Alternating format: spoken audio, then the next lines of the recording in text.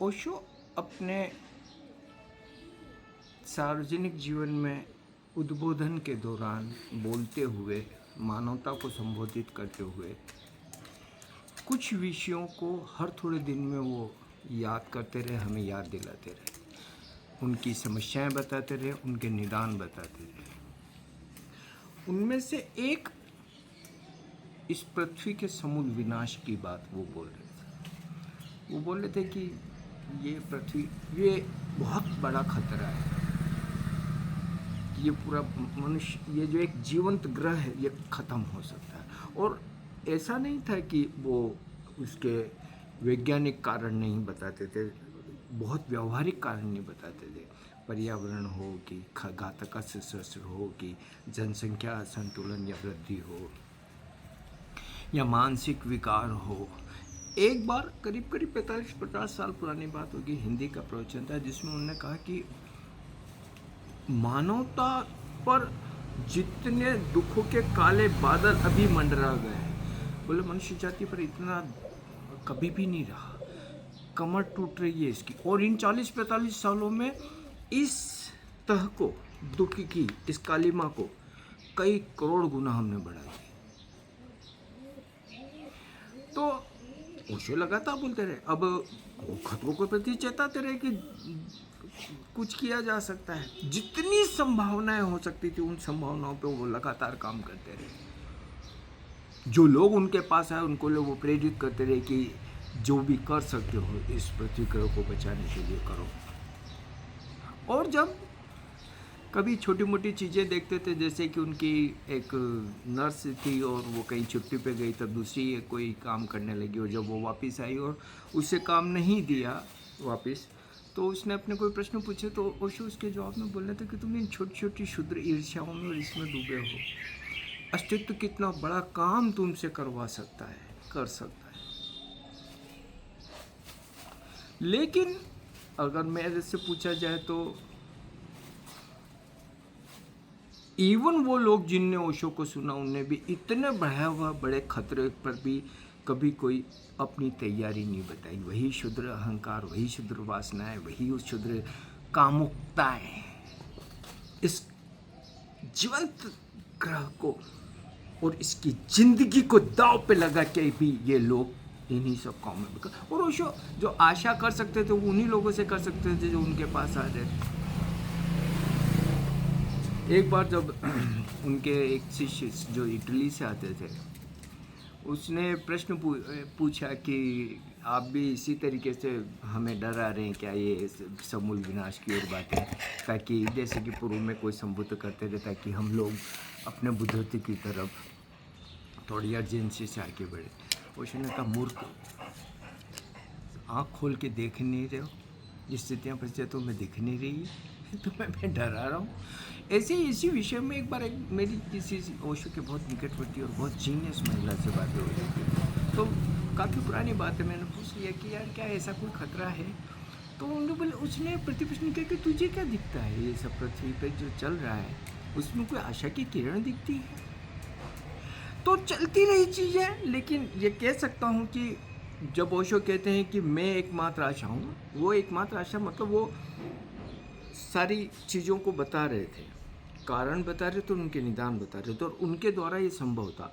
बड़ी से बड़ी बात, बहुत लोग अगर जीवन से भर जाए, प्रेम से भर जाए, ध्यान से भर जाए, सृजन से भर जाए, तो उनकी ऊर्जा इस दुख की कालिमा को कम कर सकती है। और ये दुख की कालिमा कम होगी तो विनाश की हर संभावना कम हो जाएगी। क्योंकि ओशो ये बात भी बोलते रहे कि ये जितने विश्व युद्ध होते हैं, युद्ध होते हैं, सब होते हैं, तो ये कलेक्टिव तुम्हारा अनकॉन्शियस वर्क करता है। तब कोई एक आता है मूर्ख हिटलर जो तुम्हें जोक देता है, लेकिन उस हिटलर को उस तरफ धक्का देने में लाखों करोड़ों लोगों के अचेतन भी उसमें शामिल होते हैं। तो अगर जैसा ओशो ने हास्य का, उत्सव का, जीवन का संदेश दिया, अगर लाखों लाखों लोग उससे ओतप्रोत हो जाते तो निश्चित रूप से एक आशा बच सकती थी कि कोई बड़ा विनाश न होता।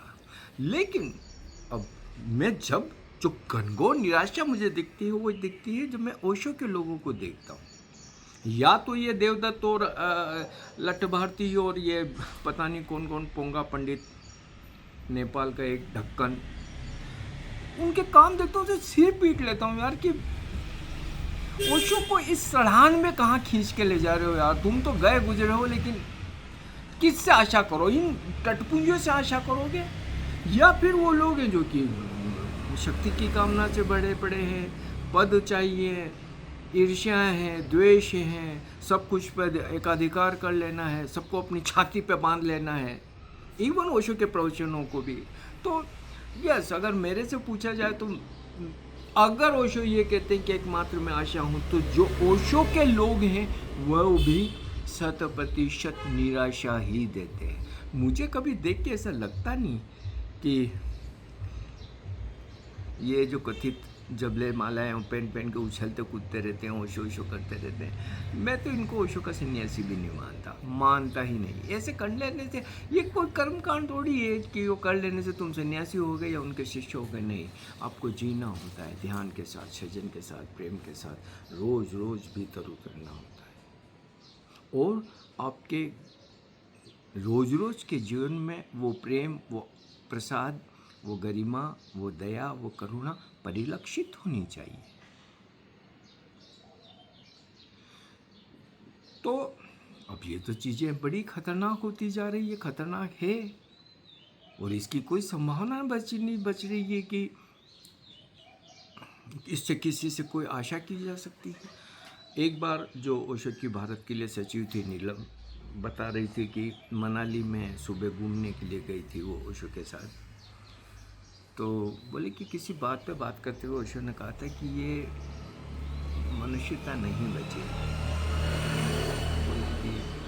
खत्म हो जाएगा ये पृथ्वी का। फिर भी उन्होंने कहा कि एक संभावना मुझे अब भी है कि अगर पृथ्वी का पूरा इंटेलिजेंसिया मिल के कुछ सदप्रयास करे तो एक छोटी सी आशा की किरण है। लेकिन क्या पृथ्वी का इंटेलिजेंस ऐसा कुछ कर रहा है, या उसमें कण बराबर भी क्षमता है कि वो कर सकता है? इन जो शक्तिशाली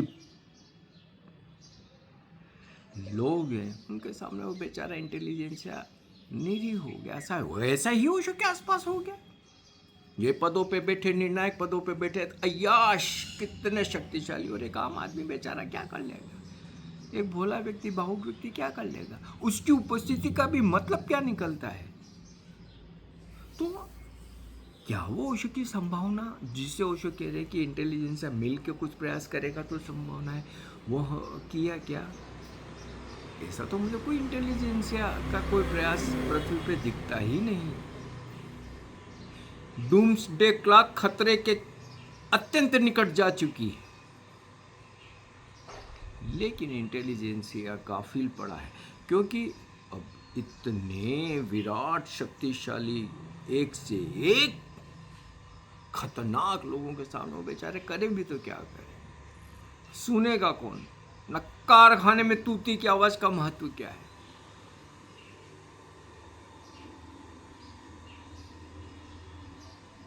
और मैं निश्चित रूप से ये मान के चलता हूं कि जिन लोगों ने भी ओशो के कार्य को असफल किया, चाहे ये देवदत्त जैसे हरामी हो, कमीने हो, दुष्ट हो, मैं उनको अश्लील गालियां दे सकता हूँ, नहीं दूंगा, पर यस, अश्लील गालियां भी दो इन लोगों को तो मुझे लगता है कि गाली का अपमान हो जाता है इतना, क्योंकि क्या मिल रहा है इनको ऐसा? मैं जब देख के हैरान होता हूँ कि क्या मिल रहा है इनको। ये कुछ लोग उचक लेते हैं, चूतिए जैसे लोग तुम्हारे आसपास आके उचक लेते, तो उससे क्या होता है बता? क्या फर्क पड़ता है? या तुम्हारे पास थोड़े पैसे आ गए, बड़े मकान आ गए, जहाँ जाते उधर तुम्हारी कुछ पूछ पर, क्योंकि अगर ओशो के कंधे पे नहीं चढ़े होते, ढोंग ढकोसले नहीं किए होते, नकल नहीं की होती, तुम्हारी तो कोई काबिलियत, चार लोग भी तुम्हें नमस्कार नहीं करे। मैंने देखा तुम्हें जीवन भर, कोई काबिलियत नहीं। लेकिन अब ठीक है, सबकी अपनी अपनी वासनाएं होती है, लेकिन इन शुद्र वासनाओं के लिए इस जीवंत पृथ्वी ग्रह को दांव पे लगा देना, ओशो जैसे संबुद्ध के प्रयासों पे पानी फेर देना, कितने बड़े गुनाहगार हैं ये देवदत्त जैसे। इस मानवता के इनसे बड़े कोई गुनाहगार नहीं हो सकते। और दूसरे निश्चित रूप से उन निर्णायक पदों पर बैठे जाहिल लोगों को भी मैं कहूंगा, जिन लोगों ने हर तरीके से सिकोड़ा चीजों को, कहाँ ओशो का संदेश फैलने का, पूरी मानवता को अपने आगोश में ले लेने का। मैं सालों सदियों पहले जब कभी पूना में संन्यास उत्सव होते देखता था, बहुत लोग होते थे, कीर्तन या जो भी संगीत नाचते हुए, लोग कोई संन्यास लेके फिर वो उठ के नाचने लगते हैं, हम सबके साथ शामिल हो जाते हैं। तो मैं कई बार भावुक होकर मेरे आंसू आ जाते कि बस ऐसे ही नाचते हुए, उत्सव मनाते हुए इस पूरी पृथ्वी को, इस पूरी मानवता को आगोश में समेट लेंगे। लेकिन सब निर्णायक पदों पे जाहिल बैठे तो उनने सिकोड़ना शुरू किया, हर वो काम किया जिससे लोगों का आना कम से कम, क्योंकि एक वासनाग्रस्त व्यक्ति कभी भी दूसरे लोगों को बर्दाश्त नहीं करता है। वो अकेला अपने, कहते ना कि ऊंट पहाड़ के नीचे आना चाहिए। तो जो ओशो के शिखर थे, शिखर पुरुष थे, शिखर शिष्य थे, उन सबको काटना छांटना शुरू किया इन बोनों ने, इन टटपूंजियों ने। तो वो सफल हो गए। एक भला आदमी कर भी क्या सकता है, उसके पिछौड़े पे लात मार दो, बढ़ लेता है। वो कोई मात 100 जूते खाए तमाशा घुस के तो वो देखेगा नहीं, देखा भी नहीं। तो जिस जगह से एक संभावना बनती इस मानवता के लिए, ध्यान की, उत्सव की और ओशो के विजन की, उस संभावना को भी नाबूद कर दिया गया बुरी तरीके से।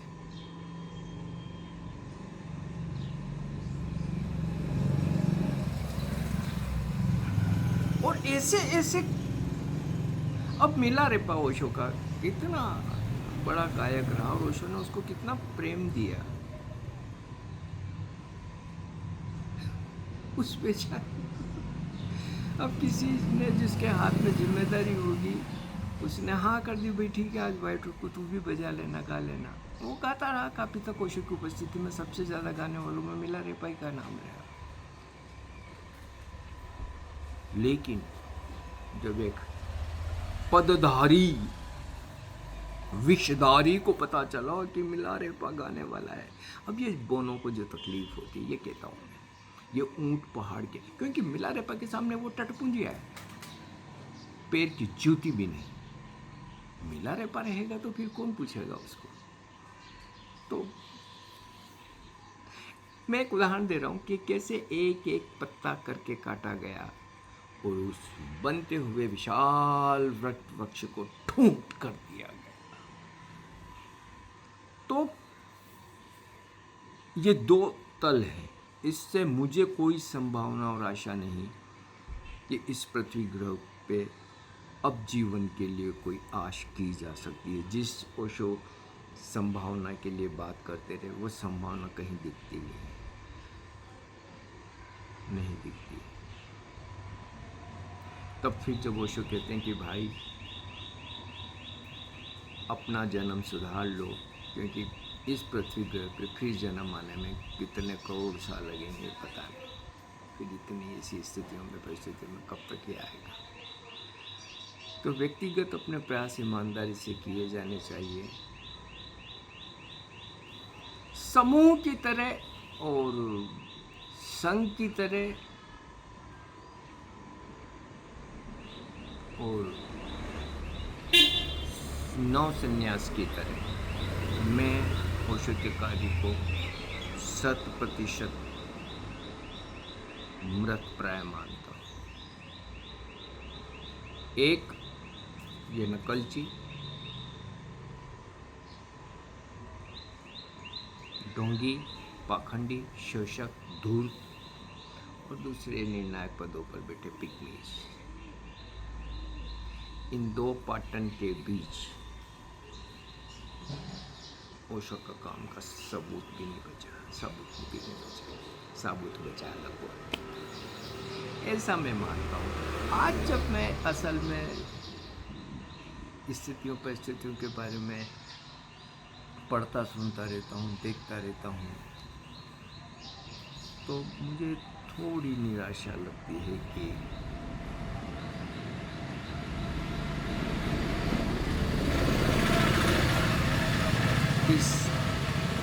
क्या उस महाविनाश को सचमुच में टाला ही नहीं जा सकता। मेरा अपना ये मानना रहा है कि ओशो जैसे अद्वितीय विशाल विराट समुद्र को असफल तो नहीं होना चाहिए। अब भी मैं मानता हूँ कि ओशो असफल हो जाए ये मैं नहीं स्वीकार सकता तार्किक रूप से। तो मुझे जो लगता है वो ये कि समूल विनाश हो सकता है ना हो, लेकिन बहुत बड़े तल पे विनाश तो होगा, ऐसी संभावना मुझे लगती है। उस बड़े झटके से ही जो छोटी मोटी जो लोग बचेंगे और जो लोग अंश बचेगा वो थोड़ा जागेंगे, होश से भरेंगे, और हो सकता है कि एक नई दिशा में बनता चले। और जैसा कि नोस्ट्राडामस ने ओशो के बारे में कहा कि फिर उसके बाद में एक लंबा शांति काल चलेगा, इसकी संभावना मैं ज़्यादा मानता हूँ। लेकिन यस, बहुत बड़े विनाश से तो बचने की संभावना मुझे नहीं दिखती। जिस तरीके से मैं बहुत सारी शक्तियों को काम करते देख रहा हूँ, और न्यूक्लियर बम जैसी शक्तियाँ जिन हाथों में हैं, और उनकी मानसिकता को देखता हूँ, उनके सोच को देखता हूँ, उनके मनोविज्ञान को देखता हूँ, उनके कृत्यों को देखता हूँ, तो आशा तो बहुत नहीं की जा सकती कि ये लोगों का कभी दिल बदला, हृदय परिवर्तन होगा, नहीं होगा। अब जिन लोगों ने ओशो को 30-40 साल 50 साल सुना, उनके हृदय परिवर्तन वही पत्थर हो गए, वही जड़ हो गए, तो अब इन दूसरे लोगों से तो संभावना या आशा करना गलत बात होगी। ये तो कुछ ज़्यादा ही मान लिया होगा। तो यस, स्थितियाँ परिस्थितियाँ घातक से घातक होती जा रही है, खतरनाक से खतरनाक होती जा रही है। कई आयामों से जीवन सिकुड़ रहा है, मौत फैल रही है। लेकिन अस्तित्व के इस विराट अनंत अनंत विस्तार में और खेल में क्या तो आए, क्या गए, क्या तो प्रतिधर बना और क्या बिगड़ा, ये लीला तो चलती रहेगी जो भी। बस मूल बात यह है कि हमारे हिस्से में जितना आनंद आया, जितने ओशो आए, जितना उनका प्रेम और आशीर्वाद आए और उनका विजन आया, उसका हम खूब सदुपयोग करें, खूब एक एक पल, इतना तो हम कर ही सकते हैं। ये जो होना होगा होगा। हमारे चैनल को सब्सक्राइब करिए, लाइक करिए, शेयर करिए। अगर अच्छी लगे तो बात पहुंचाइए लोगों तक, नहीं तो कोई बात नहीं।